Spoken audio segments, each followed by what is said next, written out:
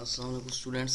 आज हम जिस टॉपिक के बारे में डिस्कस करने जा रहे हैं वो है major formation types of the world. सबसे पहले हम ये देखेंगे कि व्हाट इज़ फॉर्मेशन, देन हम इसकी टाइप्स के बारे में डिस्कस करेंगे कि कौन कौन सी फॉर्मेशन की टाइप्स हैं जो पार्टिसिपेट करती हैं formation of world. What is formation, एक कम्युनिटी के जो एक स्ट्रेटम होता है वहाँ पर स्पीशीज़ की ग्रोथ का पैटर्न जो है वो डोमिनेंस हो या फिर combination of dominant growth forms, या सिंपल ऐसे भी कह सकते हैं that is defined by dominance of given growth form in upper stratum of a community और by the combination of dominant growth form. इनके कम्युनिटी के अपर स्टेटम में स्पीशीज़ की ग्रोथ फॉर्म का डोमिनेंट होना या फिर डोमिनेंट ग्रोथ फॉर्म का एक कम्बिनेशन बन जाए एक ऐसी स्पीशीज़ में या एक ऐसे कम्युनिटी के स्टेटम में, उसे क्या कहते हैं, फॉर्मेशन। नेक्स्ट जो है फॉर्मेशन की टाइप्स हैं, इनकी डिफरेंट टाइप्स हैं जिनको हम बारी बारी सेपरेट डिस्कस करेंगे कि क्या है, उनके इंट्रोडक्शन क्या है, या उनके जो चीज़ें उनसे हासिल हो रही हैं वो क्या चीज़ें हैं, या उनका एक इन्वायरमेंट में इकोसिस्टम में क्या रोल है। सबसे फर्स्ट वन है नेचुरल वेजिटेशन, नेक्स्ट है कल्चरल वेजिटेशन, थर्ड वन है पेट्रोलियम एंड नेचुरल गैस, फिर है कोल फॉर्मेशन, फिफ्थ वन है कोरल रीफ्स, सिक्स वन है माउंटेन्स, सेवन्थ वन है रिवर्स, और एट वन है रॉक्स, लास्ट वन जो है इसकी ओशंस। तो हम सबसे पहले नेचुरल वेजिटेशन के बारे में देखेंगे कि नेचुरल वेजिटेशन क्या है।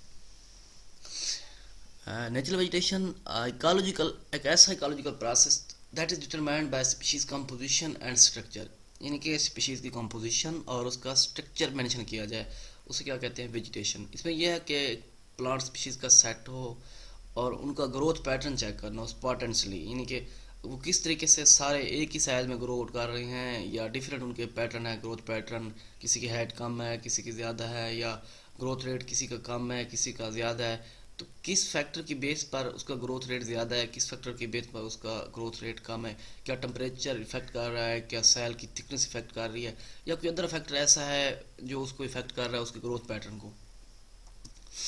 ये आप पिक्स में देखें, डायग्राम में आपके सामने ये दिखाया जा रहा है नेचुरल वेजिटेशन, यानी कि ह्यूमंस का कोई रोल नहीं है, यानी कि बाय नेचर ये स्पीशीज़ ग्रोथ कर रहे हैं। इनमें ये देखें कुछ प्लांट स्पीशीज़ जो है आपको हाइटेड भी नज़र आ रही हैं, कुछ जो स्मॉल हैं या छोटे हैं, जो कि अभी इनका पैटर्न जो है ना डिफरेंट है एक दूसरे से। जो छोटे प्लांट्स हैं वो इन बड़े प्लांट्स के शेड में ग्रोथ कर रहे हैं। नीचे आपको ये छोटे जिसे वाटर ली प्लांट्स भी कहते हैं, जो अगर तालाब में तो ये ग्रोथ करते हैं। इनके अलावा आर्किड वगैरह ये दूसरे फ्लावरिंग प्लांट्स जो हैं ये भी एक नेचुरल वेजिटेशन का पार्ट्स हैं। या अगर आप कोई चीज़ खुद लगाएंगे, मीन के फ्रूट्स वगैरह हो गए या कोई कोई और भी चीज़, तो वो क्या कहलाएगी, नेचुरल वेजिटेशन नहीं होगी, बल्कि वो आपका रोल होगा नेचुरल वेजिटेशन में, आपने क्या चीज़ वहाँ ग्रोथ करी है। यानी कि पार्ट हम कह सकते हैं कि that is a part of vegetation, but वो नेचुरल वेजिटेशन नहीं कह सकते उसे। नेचुरल वेजिटेशन सिंपली, यानी कि मैंने पहले भी कहा है, not grown by the human.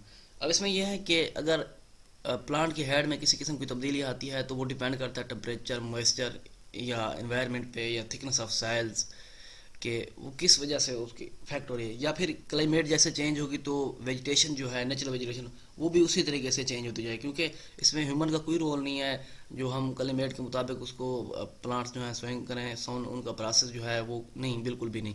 इसमें क्लाइमेट चेंज होने से प्लांट्स डेथ भी होती है और न्यू प्लांट्स भी राइज आउट करते हैं, कंपटीशन प्लांट्स में लगा रहता है।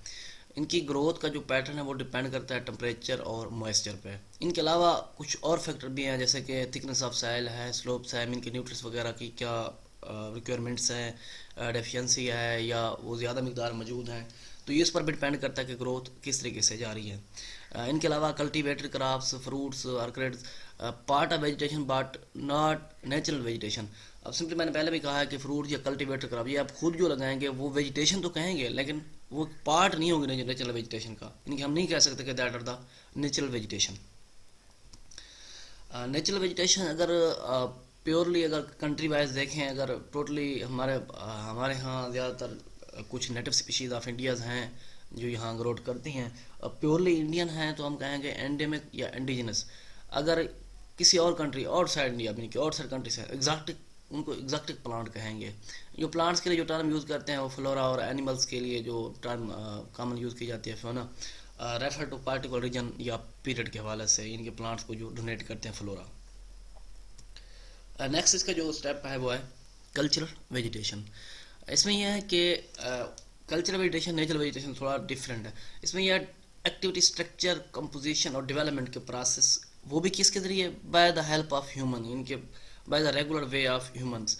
इन केस में अपनी मर्ज़ी की आपने वेजिटेशन करनी है, एंथोमॉर्फोलॉजिकल ग्रोइंग प्लांट स्पीशीज़, कल्टीवेशन या कल्चरल वेजिटेशन सेंसेस या ऑल टाइप ऑफ वेजिटेशन जितने भी हों, that have been made by directly और indirectly by the man.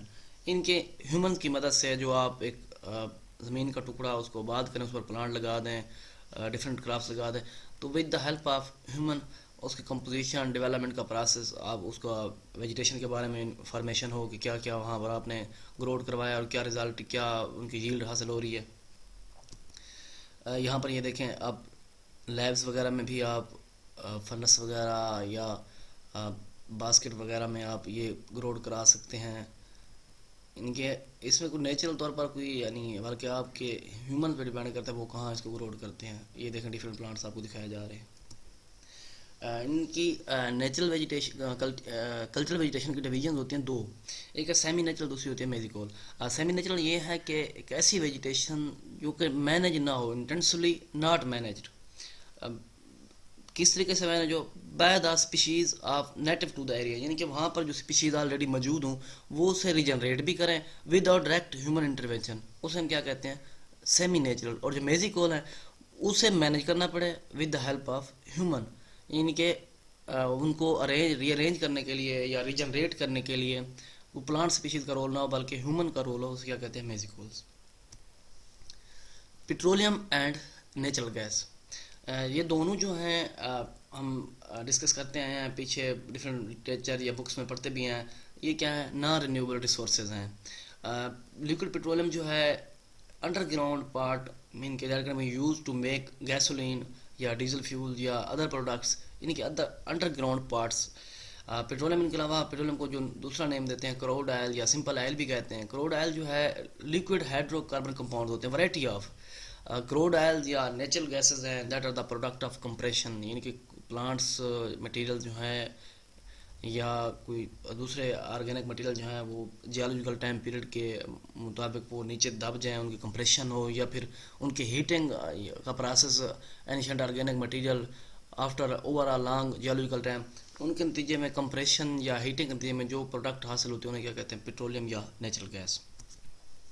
Natural gas जो है मिक्सचर ऑफ गैसेस हैं, इनके काफ़ी सारी गैस हैं। सिंपली हम इसे मेथेन के नाम से भी जानते हैं, या समटाइम इसे हम जेट गैस भी कहते हैं, जिसे हम कॉल्ड गैस। नेचुरल गैस भी है फाउंड अंडरग्राउंड विद पेट्रोलियम, यानी कि पेट्रोलियम के साथ अंडरग्राउंड जहाँ पेट्रोलियम फाउंड आउट होता है वहाँ पर आपको नेचुरल गैस भी मिलेगी। दूसरी बात ये कि नेचुरल गैस जो है फ्लेमेबल, यानी कि जैसे आप इसे आग लगाएंगे तो ये शोला निकलेगा। अब पेट्रोलियम नेचुरल गैस दोनों क्या हैं, फॉसिल फ्यूल हैं। फॉसिल फ्यूल्स क्या होते हैं कि कोई भी प्लांट्स के रेमिनेंट्स हैं या एनिमल्स के रेमिनेंट्स हैं, काफ़ी साल पहले वो ज़मीन में दब गए, तो उनके नतीजे में जो उनकी कंपोजिशन या कंप्रेशन से जो भी चीज़, उनको हम क्या नेम देते हैं, फॉसिल फ्यूल का नेम देते हैं। फॉसिल फ्यूल में इनके पेट्रोलियम है, नेचुरल गैस है, कोल है। और नेचुरल गैस जो है that is the cleanest burning fossil fuel, यानी कि आसानी से क्लियर तौर पर बर्निंग फॉसिल फ्यूल है, यूजेबल है।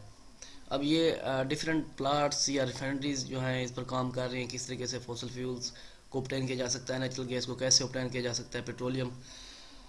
तो different oil refineries different countries में लगाई गई हैं। नेक्स्ट जो है इसका कोल फार्मेशन। कोल जो है that is form also decaying of plant material such as mosses हो गए, फर्न्स हो गए या अदर पार्ट्स ऑफ ट्रीज।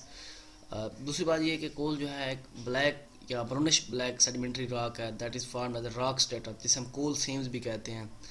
कोल जो है कंटेनिंग मोस्टली कार्बन, लेकिन जो अदर वैलेटाइल कंपाउंड होते हैं वो स्मॉल अमाउंट मीन के चीफली हाइड्रोजन हो गया, सल्फर हो गया, ऑक्सीजन हो गया, नाइट्रोजन, वेरिएबल अमाउंट इनके अदर एलिमेंट्स की होती है।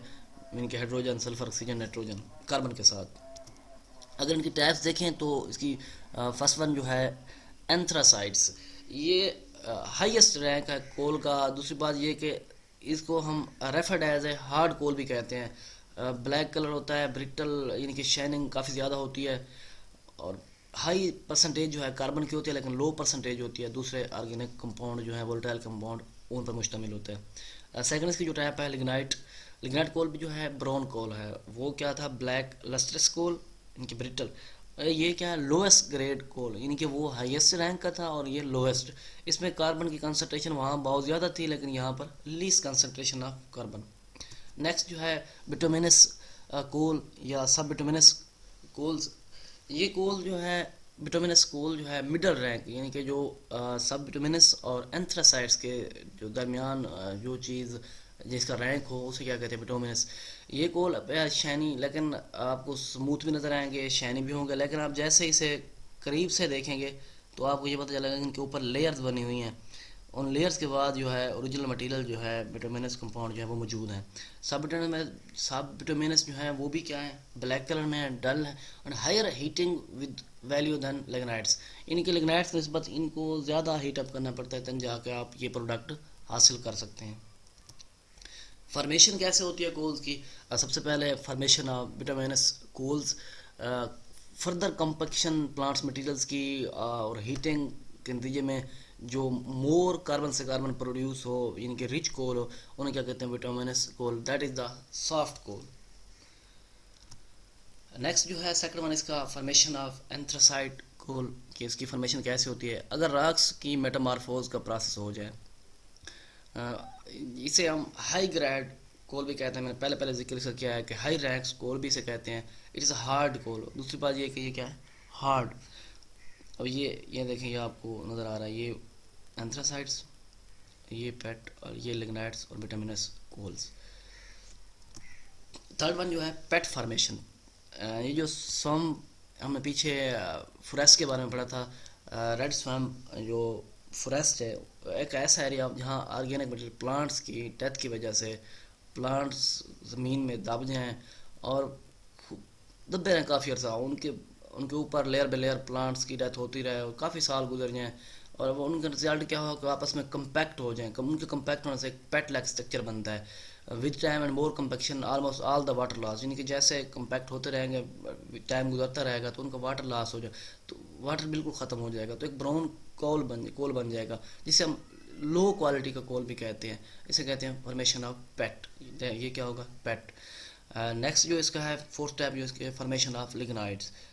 इसी की कंपैक्शन की वजह से, पेट की वजह से, जो इनके ऊपर फिर दूसरे वोलेटाइल कंपाउंड का ड्राइव ऑफ हो, लाइक वाटर है, मीथेन है, इवेंचुअली प्रोड्यूसिंग ब्लैक कलर। इस ब्राउन कलर को, ब्राउन कोल को ब्लैक कोल में या ब्लैक कलर में कन्वर्ट कर देंगे, that is the organic rich compound. इसे हम क्या कहते हैं, लिग्नाइट। इसका प्रोसेस क्या है? प्रोसेस में अगर देखें तो डिकम्पोजिशन ऑफ स्वयं प्लांट्स में, जो स्वयं एरिया के प्लांट्स हैं उनकी डिकम्पोजिशन हो जाए, या partially decayed due to anaerobic conditions, यानी कि ऑक्सीजन की कमी की वजह से प्लांट्स की डेथ हो जाए, लाइट्स पेनिट्रेट ना कर सके रिवर वगैरह या डेजर्ट्स वगैरह में, या रॉक्स के साथ जो प्लांट ग्रोथ करते हैं।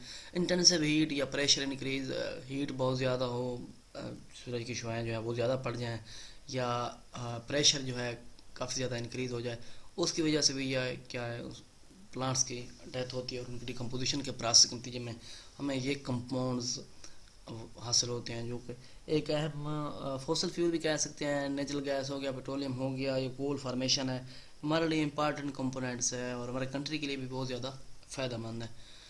ये था हमारा आज का टॉपिक। इसके बारे हमने मेजर फार्मेशन ऑफ वर्ल्ड का कुछ पोर्शन हमने डिस्कस किया है। नेक्स्ट इसकी फर्दर टाइप्स जो हैं वो हम नेक्स्ट लेक्चर में डिस्कस करेंगे। थैंक्स एंड अल्लाह हाफिज़।